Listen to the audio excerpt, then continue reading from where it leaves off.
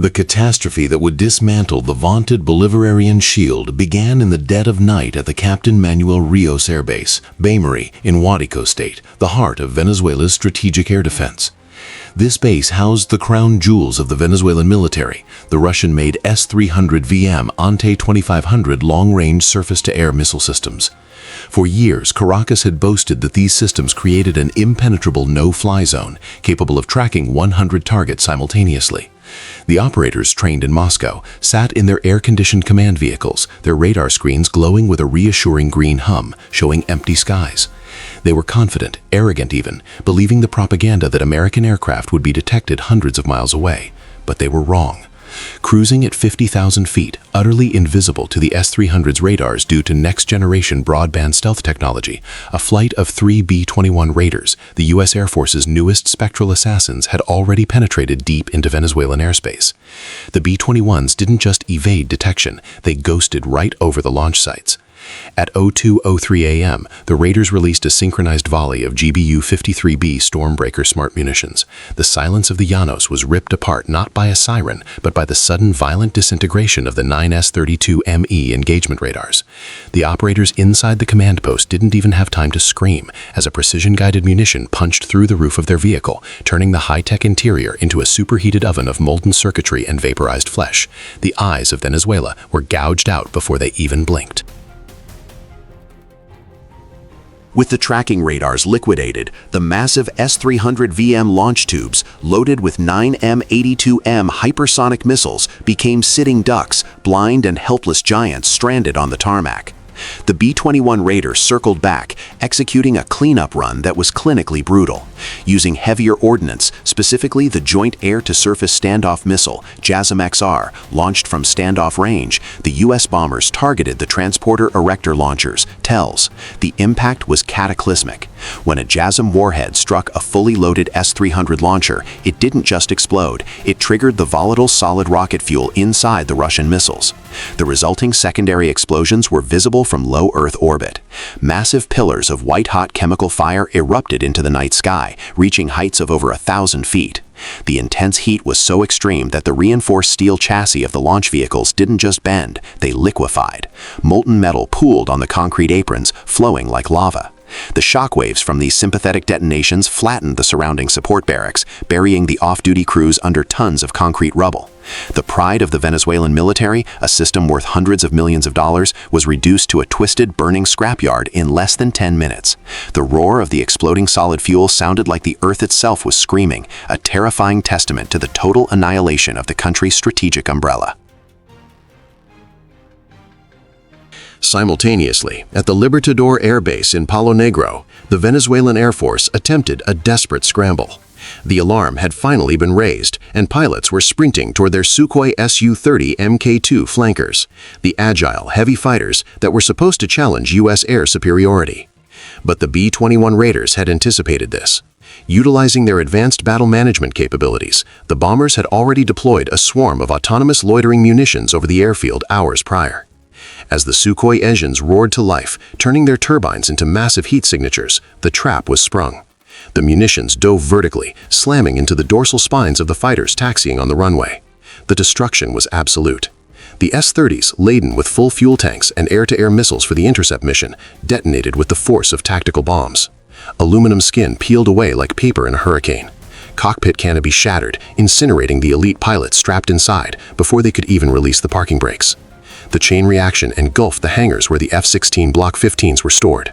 The entire flight line turned into a corridor of fire. Burning jet fuel flooded the drainage systems, spreading the inferno to the maintenance depots. What was once the most formidable fighter wing in Latin America was converted into a smoldering collection of blackened fuselages and charred skeletons, destroyed on the ground without firing a single shot. While the strategic systems burned, the medium-range defense network, comprising the Pechora 2M and Book M2E systems scattered around key infrastructure, faced their own apocalypse. These mobile systems attempted to hide, moving into dense foliage or urban camouflage positions. However, the B-21's sensor fusion suite, capable of detecting minute electromagnetic emissions, hunted them down like wolves culling a herd. The B-21s employed high-speed anti-radiation missiles, AARGM-ER, that homed in on the faintest radar signals. When a Book M2 battery near Valencia dared to switch on its radar for a mere 3 seconds to scan for threats, a missile was already in the terminal phase of its flight. The impact obliterated the radar vehicle, sending shrapnel tearing through the nearby crew tents. The devastation was gruesome. Operators were found shredded by their own equipment, their bodies flung into the trees by the overpressure. The Pechora 2M missiles, mounted on trucks, were tipped over by the blast waves, their warheads cracking open and spilling hazardous chemicals into the soil. The psychological impact on the surviving crews was immediate and total. They abandoned their posts, fleeing into the jungle, terrified to turn on any electronic device, knowing that to emit a signal was an immediate death sentence.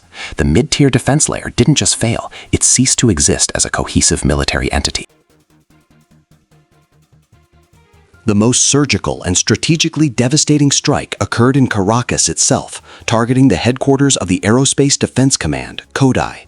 This bunkerized facility was the brain of Venezuela's military operations, coordinating all radar data and intercept orders. The U.S. Air Force didn't use high explosives here to avoid collateral damage to the surrounding civilian city. Instead, they used a specialized penetrating munition designed to breach the bunker and detonate a thermobaric charge. The B-21 dropped a GBU-57 massive ordnance penetrator MOP variant. The weapon punched through 60 feet of reinforced concrete and earth with terrifying ease. The explosion occurred deep underground, creating a vacuum effect that sucked the oxygen out of the entire command complex. The generals, intelligence officers, and Russian advisors inside didn't die from shrapnel. Their lungs collapsed as the air was violently pulled from the rooms, followed by a shockwave that liquefied their internal organs. Above ground, the building merely shuddered and imploded slightly, but underground, the entire high command structure was wiped out in a millisecond. The screens went black across the country. The brain of the Venezuelan military was lobotomized, leaving the scattered remnants of the armed forces deaf, dumb, and blind, unable to coordinate a defense or even surrender effectively. The destruction extended to the sea. At the Agustin Armadio naval base in Puerto Cabello, the Venezuelan Navy's frigates and patrol vessels were docked, their crews asleep. The B-21s, demonstrating their multi-domain versatility, targeted the coastal defense batteries, Ball-E anti-ship missile systems, and the warships simultaneously. Using the quick-sink maritime strike bombs, the raiders turned the harbor into a cauldron of death. A 2,000-pound guided bomb struck the Lupo-class frigate amidships, breaking its keel instantly. The warship snapped in two like a twig, the bow and stern rising vertically before plunging into the harbor, taking hundreds of sailors down into the oil-slicked black water. The Ball-E mobile launchers on the shore were hammered by cluster munitions. The missiles stored inside the launchers detonated, sending erratic rockets spinning wildly into the base's ammunition depots. The resulting explosions leveled the naval workshops and dry docks. The harbor water actually boiled from the heat of the burning magnesium and fuel. Sailors who jumped overboard found themselves swimming in a sea of fire as the fuel slick ignited. The Venezuelan Navy, once a tool for projecting power in the Caribbean, was effectively demilitarized in a single hour, its fleet reduced to artificial reefs cluttering the bay. In a desperate attempt to stem the tide, the Venezuelan National Guard deployed thousands of soldiers armed with Igla-S shoulder-fired missiles, man-pads, to rooftops and hilltops, hoping to catch a low-flying aircraft. But the B-21s never dropped below 40,000 feet, far out of reach. Instead, the B-21s deployed autonomous drone swarms to hunt these infantry pockets.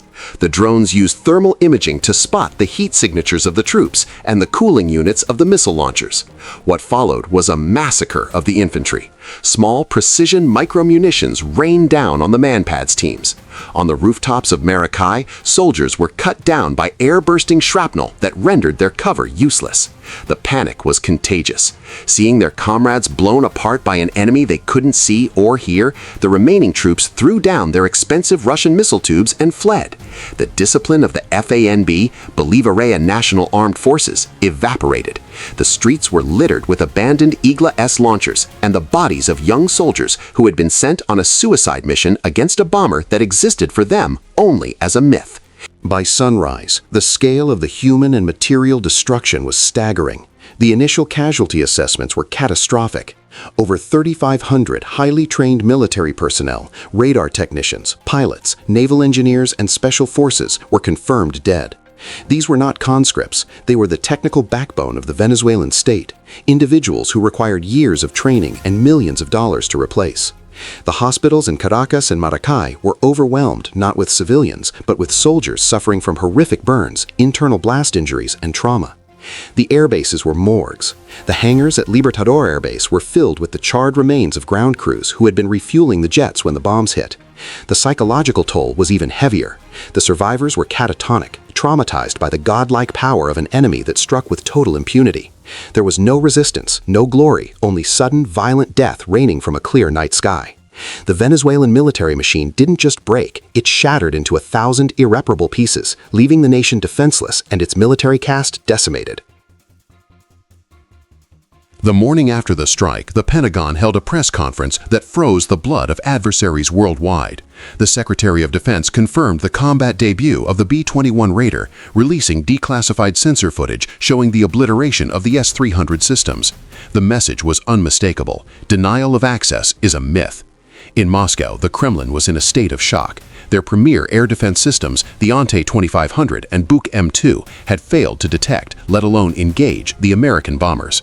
Russian military exports faced an immediate crisis of confidence. If their best tech couldn't stop the B-21 in Venezuela, it couldn't stop it in Eastern Europe. Beijing analyzed the data with alarm, realizing their A2AD, anti-access area denial strategies in the Pacific, might be obsolete against this new stealth capability. The Global South watched in awe and fear. The operation fundamentally shifted the calculus of power. The U.S. had demonstrated that it could dismantle a nation's entire military infrastructure in one night from the other side of the globe without risking a single pilot. The geopolitical silence was deafening as nations scrambled to reassess their security treaties. The aftermath of Operation Silent Thunder reshaped the Americas instantly.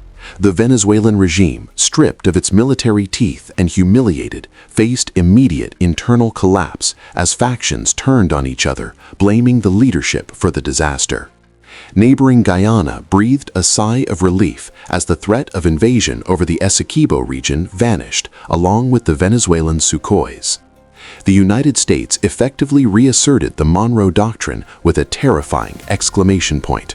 No external power, neither Russia, China, nor Iran, dared to station military assets in the Western Hemisphere, knowing they were defenseless against the raider. The region's smaller nations immediately pivoted back toward U.S. security cooperation. The B-21 Raider had done more than destroy targets. It had restored American hegemony in its backyard through sheer technological terror. History would record this night not as a battle, but as the moment warfare evolved, leaving the old world burning on the tarmac of Venezuelan airfields.